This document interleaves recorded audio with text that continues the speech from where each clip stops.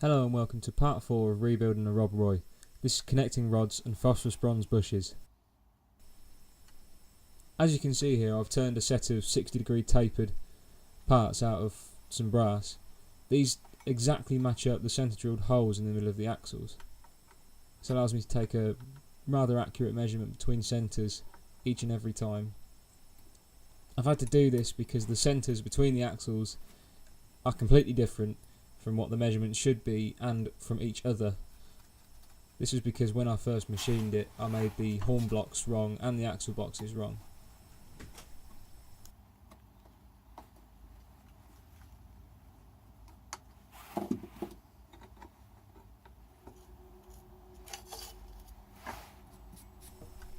The handy thing about it though is that I'd use it regardless of whether the axles were wrong or not.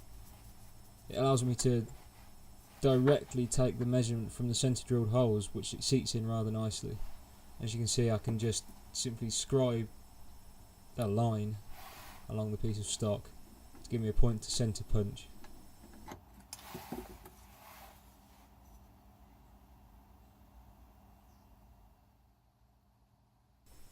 Of course, if everything was accurate on the steam engine to start with, I could have just used DRO on a mill and simply put 2 centre drilled holes in. Of course, this was the only option that I could really see that would allow me to get the measurement between the 2 axles. Of course, there are other options like measuring between the outside of the 2 wheels and then minusing the radius and all sorts of things, but of course that would require a large micrometer and I'd have to disassemble most of the locomotive, so this just seemed like the simplest idea, but probably the most effective. As you can see, it lines up really well with the centre dotted holes. I can adjust the centre dots by tilting the centre punch and just moving the dot over a little.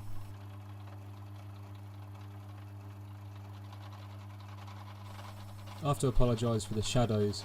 I haven't lit around the pillar drill very well yet. This is my old Kerry Tools Drill Master. It's a really good drill actually. Sounds a bit rattly, but it's been through the wars. I bought it from a guy I know at work who sells loads of machine tools second hand. I bought it for a reasonable price and it's served me well ever since. As you can see, the 2 centres marry up rather nicely with the workpiece. There's no movement, no rattle, and they feel like they're seated in correctly, so I can continue on to drilling. I'm starting out with a 7.5mm drill bit, and I'm going to continue to ream drill it with a 8mm drill bit. I find it gives me a more accurate hole size, stepping from a 7.5mm drill bit up to the 8mm that I wanted it to be. I also don't have a reamer that would suit the job, so it's the best option I've got.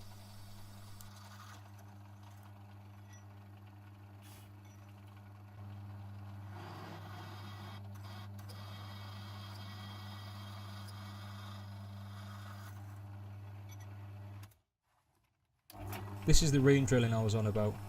It just provides a slightly more accurate 8mm hole.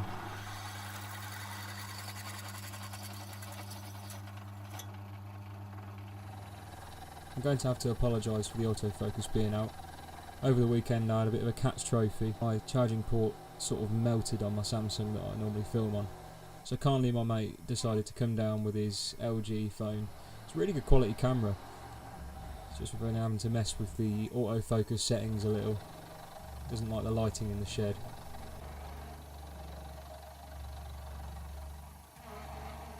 I noticed in the wheel quartering video that the lighting was rather bad, so I spoke to my mate who decided to come down with some LEDs. They've got all manners of settings, as you'll see in a minute.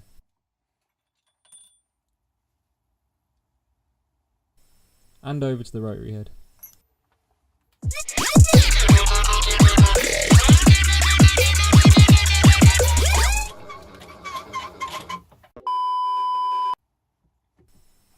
So I've used a fixed centre to centre up the rotary head and bolt it down.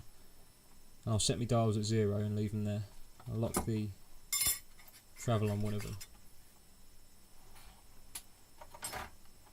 Just using some brass in between the connecting rod and the rotary head so that as I machine round it won't mark the rotary head, and also the dissimilar metals help the clamping.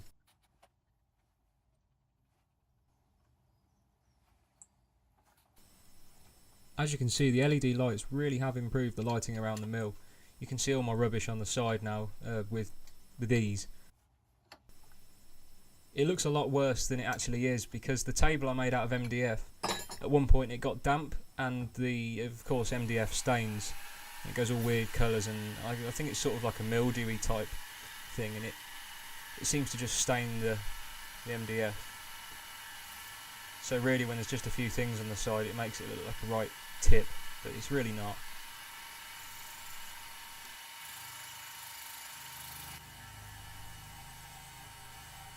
The brass chippings that it's chipping off seem to give me plenty of splinters, so you'll see me messing around with my hands a lot.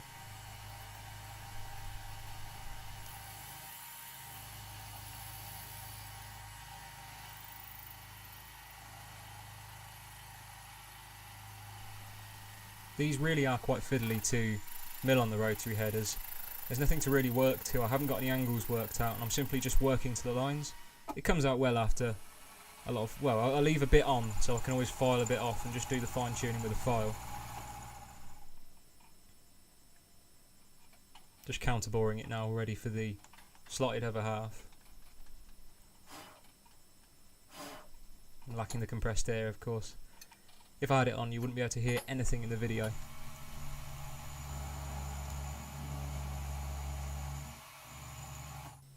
The rotary head I'm using here is from RDG Tools. It's the 6-inch rotary head, or 150mm. It's a really good rotary head. It needs wearing in, of course, but it's really good quality.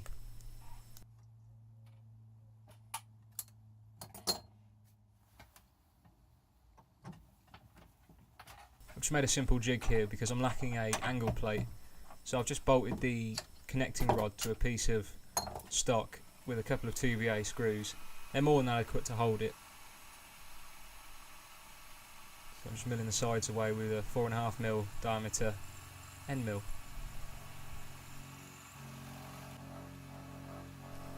It didn't give the best of finishes because of some vibration, but after a bit of emery cloth, draw filing and some 600 grit sandpaper with a bit of oil on it, it seemed to come up really nice and polished.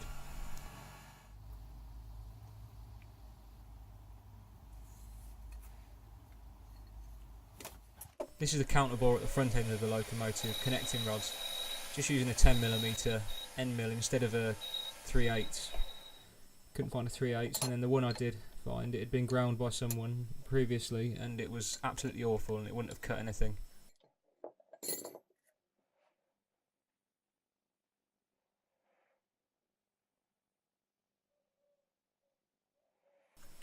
Now onto the stepped bushes.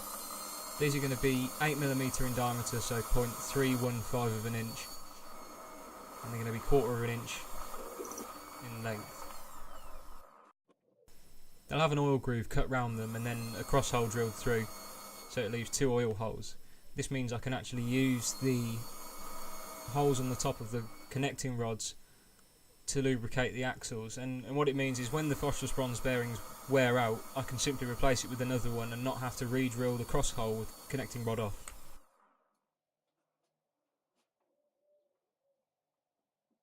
As you can see, it's rather a nice push fit, and that'll fit lovely.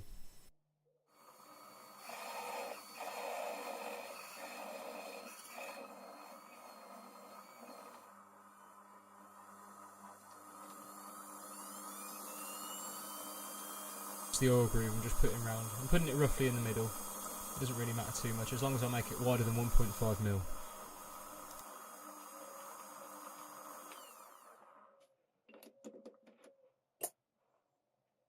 For machining the cross hole, I've just drilled a hole through the middle of a piece of hexagon bar because it's flat, and then made a hole for the bushing to fit in the middle.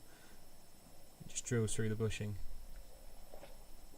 This is the finished set of connecting rods for one side. You can see the other side in the background there is already done. Don't forget to go check out my buddy Chef Rex's channel. Thanks for watching and subscribe so you don't miss the next video.